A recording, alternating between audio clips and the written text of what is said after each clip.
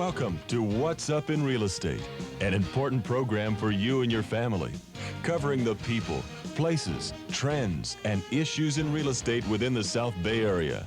With your hosts, Brian Stuckey, Dan Lawson, and featuring Greg Flowers.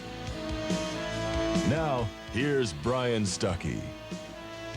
Hi, welcome to What's Up in Real Estate. I'm Brian Stuckey, and I'm with today Mark and Lisa Elices, and they're from Coldwell Banker. They're real estate agents.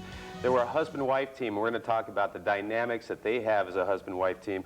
But first of all, I'll start with you, Mark. I want to find out a little bit what's going on in the market. We've had a roller coaster ride quite a bit with, at the beginning of the year, I think it was really truly a seller's market. But I think it's shifted a little bit. Absolutely. How would you summarize this year so far? Where are we at today? Well, I think today we're in kind of a flat market with kind of a holding pattern.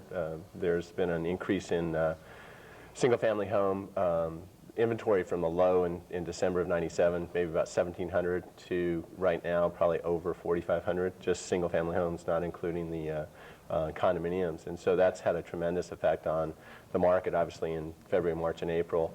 Multiple offers, how much higher do you ask or give to the seller?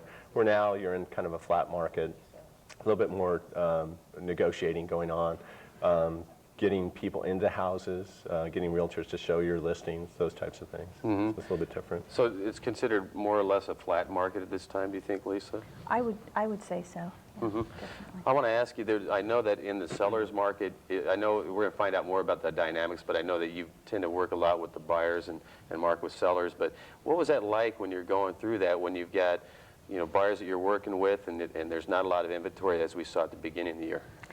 I think that the most important thing at that time was to have the buyers be completely prepared. What I tried to tell people was, we're probably going to get one shot at this and one shot only. So if you know that you're going up against 5 other offers, 10 other offers in some cases, it seemed like the buyers that were the most prepared were the winners. So that was the most difficult part, to get them to understand that they needed to be pre-approved, that they needed to just go through all of the proper preparations to be out there in the market. And you probably had to give your best shot right off the bat. Oh, definitely. You can't try to lowball and ask for That's right. different things. We're going to talk a little bit about what a buyer would normally ask for, or maybe not normally, but I want to talk about the economy right now. We've got the Clinton scandal going on. Who knows how that's going to play out, but that does have an impact at what rates are going to do and what our economy is doing. With the economic situation, the Asian crisis, and everything else, Mark, does that have an impact on real estate sales? I think absolutely. The local economy, is obviously going to affect us, but also the U.S. and the global are having an effect. And a lot of what was stimulating the multiple offers in the spring was the ability of buyers to draw on equity from their stock options. And so you would have people that might make $100,000 to $150,000, but they would have $500,000 in stock options that they could purchase an $800,000 million home in Los Altos or Los Gatos. So that's dried up, and people, I think, in a more difficult economy are going to be more reluctant to make quick decisions about big purchases. Even though interest rates are very, very attractive now, jumping ahead a little bit here, but I don't think the interest rates are going to have a tremendous effect on the real estate market. They'll have a tremendous effect on the refinance business. Mm-hmm. But I think people have to feel good about their position in their jobs, feel good about the direction of the economy before they make those big purchases. Mm-hmm. But I want to ask you, though, if people are on the borderline, Lisa, you probably working with your clients, is that you've got people that are borderline whether they can get in or not. Are they attracted to lower interest rates then to make a move at that point? Yeah, I think that I think that they are. I think that one thing that I'm finding right now, though, is that people, even though the interest rates are great, people are also a little bit nervous, and they see the prices of homes coming down. So they're a little more reluctant to make that jump or make that move at this point, because they don't know what the future might bring. So I think that it's easier for them to see the prices coming down and say, let's wait, than the interest rates, just the interest rates going down. I think it's an interesting mixed bag, because here you've got an uncertain economy, people, I know that there's even layoffs going on, and people don't know if they're going to have their job, but yet interest rates are so low that if you want to buy, and now it's turning into a buyer's market, you would think like, boy, if I'm a buyer, this is the right time to do it. But if you're a seller, what are you feeling like? Well, I think sellers have had to go through the educational process of, going from maybe the crest of the market in May and June to now. There's certainly no doubt you've seen media exposure indicating that the market's fallen, those types of things. So there's a lot of supportive evidence to help the sellers get educated that we're no longer in that hot market. And it's hard to swallow, but I always approach it with, hey, you made 30% in the last 2 years. So what, you have to give 5 or 8% back, now to get your house sold. You're still way ahead, from where you were 2 or 3 years ago. Still, it hurts though. It's just when you're working with a seller, and they're thinking that, boy, their property's worth $380 right now, and then all of a sudden you were talking about putting it on the market at $350. Right. Is that a difficult thing to work with? It is. I mean, it takes, sometimes you lose listings because of that, because someone else might say what they want to hear versus, kind of trying to prep them for the reality of what they're going to experience. And so, you have to find a fine, element of getting the truth out and getting them educated, but also being enthusiastic and being a salesperson, right? That, we can sell your house, those types of things. So you're kind of dealing with both those issues simultaneously with the sellers. Okay. Well, we talked a little bit before the program about how the computer, and we're going to shift gears a little bit. I imagine when you sit down, Lisa, you're getting somebody, you get a phone call from somebody they've been referred to you and everything else. You sit down with them. What is the initial, conversation that you have with them and getting them qualified, giving them a direction that they need to go in order to purchase a home? Well, actually, typically before I even meet with them, I always recommend that they contact a qualified lender, someone that they feel real comfortable with. So that's always the first step. And we talk a little bit about the market, and even though things have slowed down, like I said before, the sellers are real sophisticated these days. So they're going to be looking for a great contract, even if they're only looking at one contract, they still want it to be a good contract. So I try to prepare my people for that and take them through the pre-approval process, and then at that point, then I typically meet with them and the lender and go through all the numbers. We look at what feels comfortable for them, what their range is. It might not be as high as what they're qualified for, but they're the ones paying the mortgage at the end of the month, so they need to feel comfortable with that. And then after we've done that, the next step for me is to take them actually through the contract so that they're understanding what they're going to be signing. Because when it gets to the pressure of the moment of they found the house they want and there might be other offers, they need to know in advance what they're going to be signing. So you'll do that before they even actually put an offer together? Oh, sure. Usually before I even show them a house, we'll go through that. And then we sit and talk about what their needs are, what their wants are, particular areas, things like that. And then, after we've sort of established all of that, then we'll get in the car and go looking.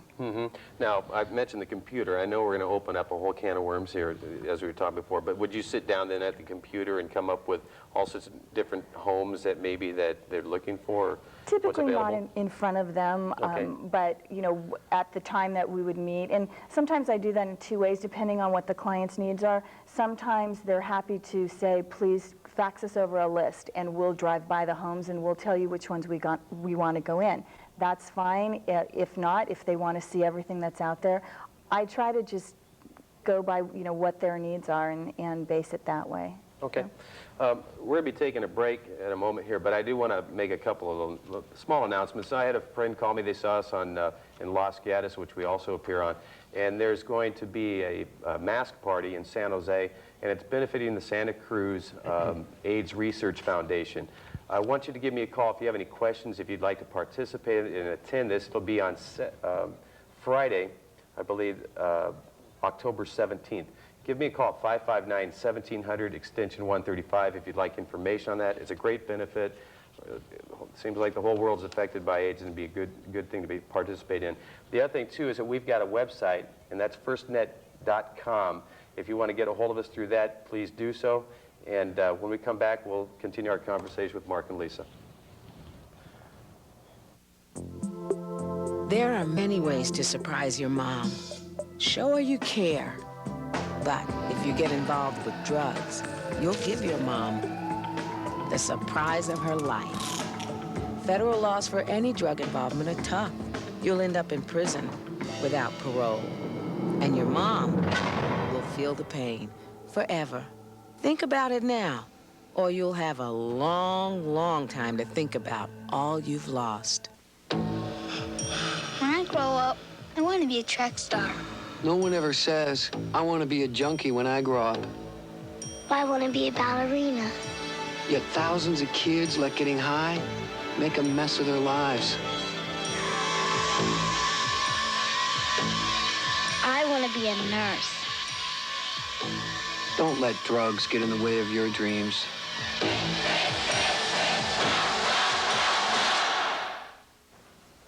I'd like to correct something. We are firstnetmortgage.com. All of us work at First Portfolio, but our website's firstnetmortgage.com. I want to talk right now, Mark. We've been talking about the computer, and you know what's funny? Everybody thinks that the computer is the answer to everything.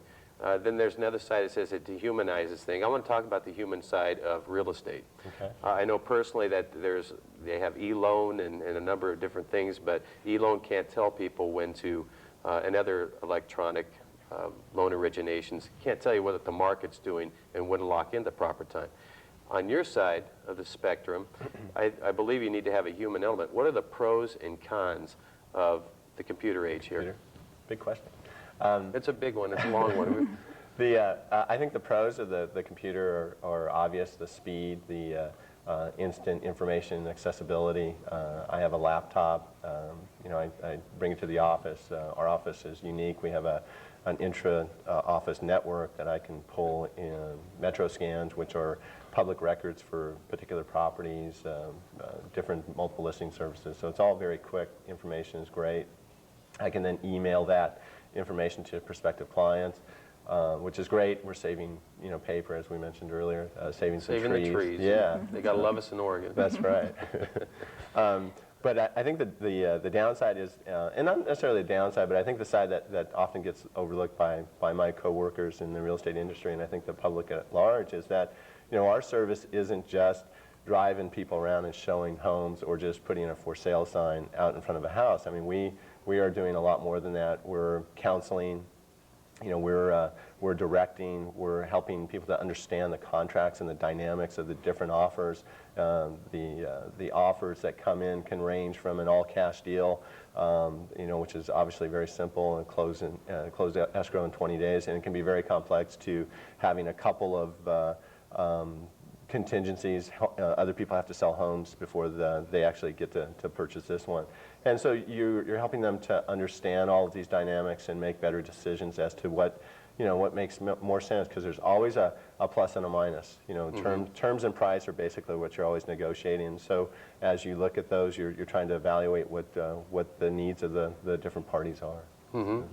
Lisa, I wanted to ask you too.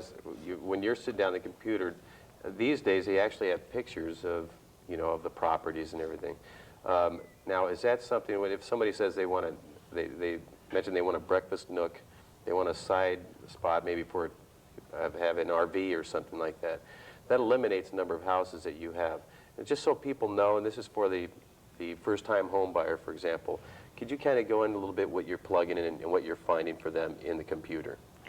Well, typically you're talking to them about their wants and needs. Sometimes it is really difficult. I mean, we have access to a picture of the front of the house, and but the interesting thing is sometimes, you know, people will originally talk about certain things that they want, and then things do change during the course of being out there looking for homes. But there's just a sort of a standard list of criteria, if you will, that we could research on the multiple listing service. So you would know if a house had a family room, or, you know, X number of bathrooms, if it had a breakfast nook, those types of things. So that's pretty easy to do that research up front for the people. And I would also add that with this technology, People sometimes, when they only see 3 or 4 homes and they feel like they found a home that they like and it's in their price range and it makes sense, they're reluctant to make an offer because they feel like they haven't seen a lot of homes.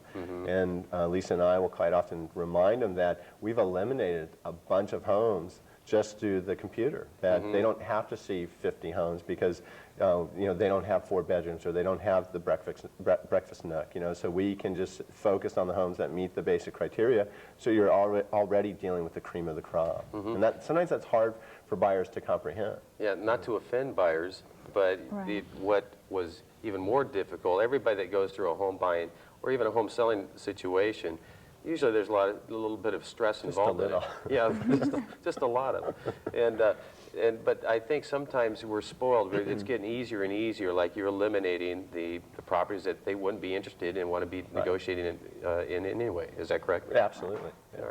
All right. We've got about 4 minutes left, so I do want to talk about what are some negotiating points today. Lisa, why don't we start with you? When you're looking at it from a buyer's eyes, what are some negotiating points? Well, I think in any market, price is always a negotiating point, and as we've seen this year, it can be anything from how much under the asking price do we offer to how much over the asking price do we offer. So that's always going to be a big one. But I think that in a lot of cases, it's finding out the motivation of the seller, and a good agent will contact the other agent and find out what is the seller's motivation. Do they have to be out in X number of days? Do they want a quick close? Do they want a rent back period, a longer close of escrow?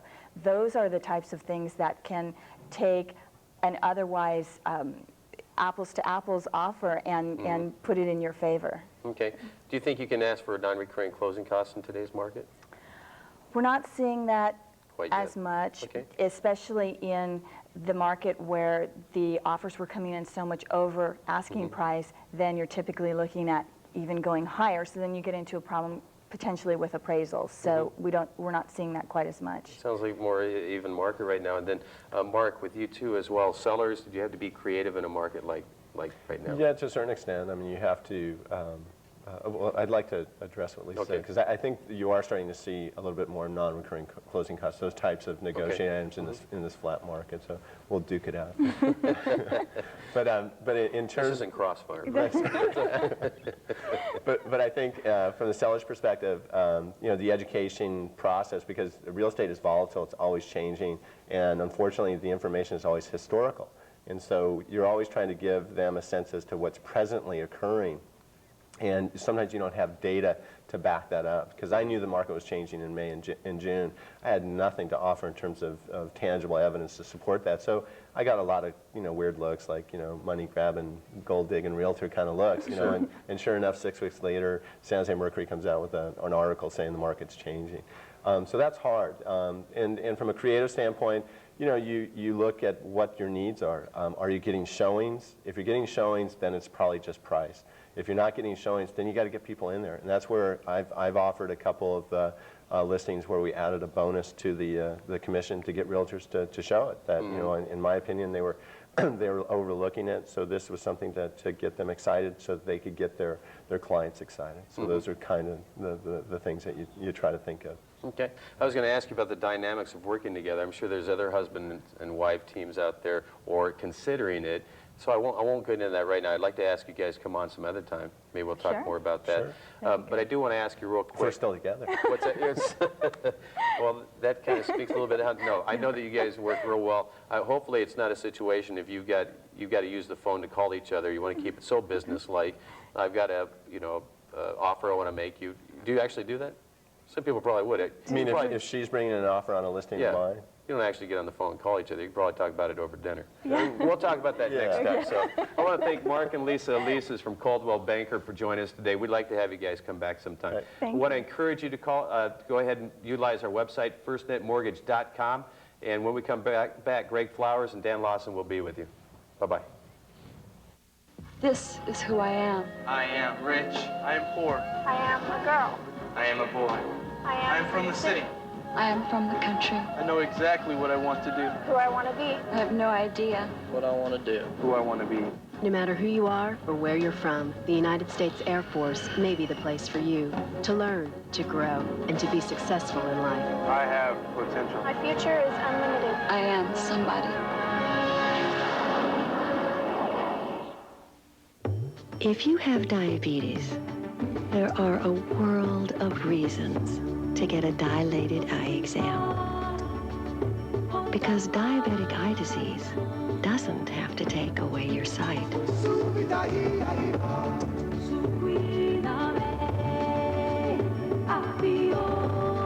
If you need any more reasons, just look around you.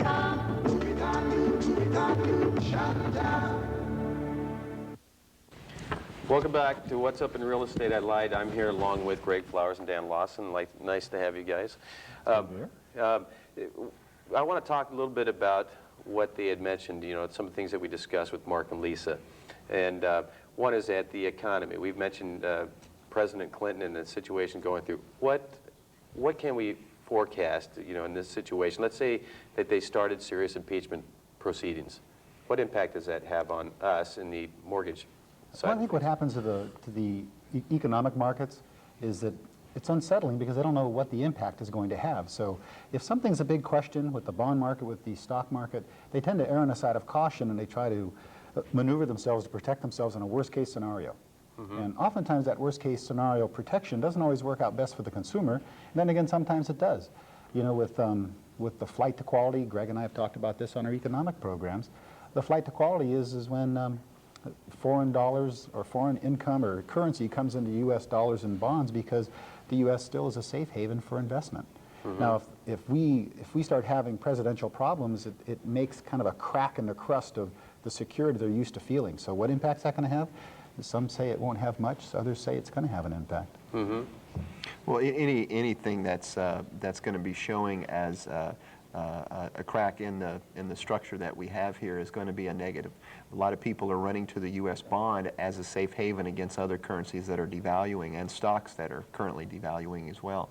So that will put some question mark on the safe haven that they're currently in, which could affect the value of the bonds, which means that they would, of course, decrease in value, which means interest rates would rise. But the underlying principle is that the economy is slowing down. We're in a global economy. That's slowing down. That's going to put pressure on the Fed to lower interest rates, and they're the ones running the economy, not Clinton right now. And I think that's a prudent thing to look at. I mean, Secretary Rubin and Clinton, Secretary Rubin and Alan Greenspan are the two that really have their hands on the drawstrings of what's going on with our economy, more so than Clinton. He's the figurehead, so people look to that and think, uh-oh, is something going to happen? And then they sort of react conservatively, as I mentioned. But the two of them are really driving what's happening with the market, and I think that's where people need to feel a bit more comfortable about what the economy is doing or not doing. Certainly there's external things in Asia and so on that are having their impact.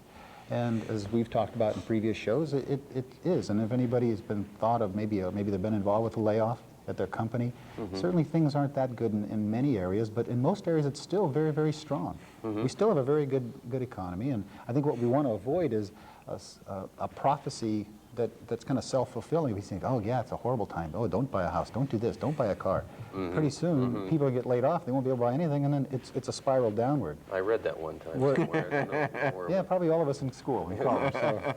I want, for the novice, Dan's basic economics.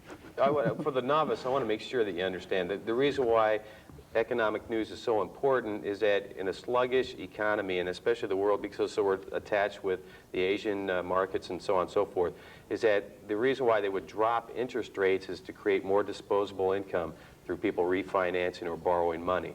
And so with that, with people saving money, they're going to spend it and hopefully stimulate the economy. Great point. Now they dropped a quarter, but I'm thinking that was fairly conservative, and I know a number of people believe that was conservative. So therefore, what can we anticipate, Greg, do you think, coming up? Well, the markets were anticipating a half because that's what they received overseas, and other markets was a ½ point reduction, and they didn't get it. They got a quarter. So again, being on the air of conservatism, they probably said, we'll do a quarter now, we'll do a quarter the next meeting, and that meeting is scheduled for the first part of November, and that's what we're expecting as another quarter. I think if we don't get it, I think the markets will react very negatively, and you'll see some really violent fluctuations. Well, with that, Dan, are you advising your clients to lock or float based on what we expect down the pike? In most cases, I'd like to see people lock in, because what's happening is the market's changing every day. Sometimes we get a number of changes in one day. You guys know that. And to touch on one thing Greg was talking about, you know, they'd already priced in. Like, we got a 1/4% reduction, and the markets were anticipating or hoping for a 1/2. Well, they'd already priced in. Any reductions were already placed in because they thought we're definitely going to get at least a 1/4, but they were kind of hoping for a 1/2. So we only got a 1/4, so the news went out, Fed's lowered rates. Well, we got a surge of calls and said, boy, her rates are going down. Well, rates had already been going down for, what, 7 to 10 days? You know, maybe 2 business weeks, we've been already seeing this decline, and we were on the phone calling people, you should lock, let's take advantage of these rates, or get your loans in, let's move. And we're going to see these oscillations. This is kind of a volatile time right now. Overall, I think I'm very positive on the economy. I think we have a real strong economy, and I'm very up on what our next 2 to 3, maybe even 5 years is going to give us. But effectively, I think people, if it makes sense to refinance, and if the rate makes sense to you, lock it in, because the rates could go up significantly in a very short time. They spike up and they ease down. Now with that, I also want to talk, there's a glutton amount of refinance. We have almost 50 loans going through, new originations coming through. What would you recommend to somebody who's considering it right now? Does it hurt to get something going? Well, the sooner the better, of course, because of just inventory. The qualifying times and the underwriting times and the times to get appraisals are going further and further and further out. But like we said on last week's show, you know, Roman candles, bells, whistles, you know, flashes of light, this is the time to refinance. We're at 30-year historic lows. Anything under a 1/2 point would probably make sense, okay, depending on the loan size, of course, but at least talk with us or visit our website, firstnetmortgage.com. There's a cost analysis sheet there, or call us at the 559-1700. We'll do a cost analysis for you and see if it makes sense to refinance. Everybody has their own window, and everybody's story is a little different. Okay. I want to thank Dan and Greg. I thank them now. I thank them later at the office, but I'll do it right now. And we want to encourage you, whether it's with us or another broker, lender, go ahead and get a hold of them and see if it makes sense for you to refinance and even purchase, get pre-qualified. Once again, I want to mention that party. It's the Scarf Party, Santa Cruz AIDS Research Foundation. That's in San Jose, October 17th. If you have any questions, give us a call. Please visit our website at firstnetmortgage.com or give us a call at First Portfolio at 559-1700, extension 135. We'll see you next week on What's Up in Real Estate. Bye-bye.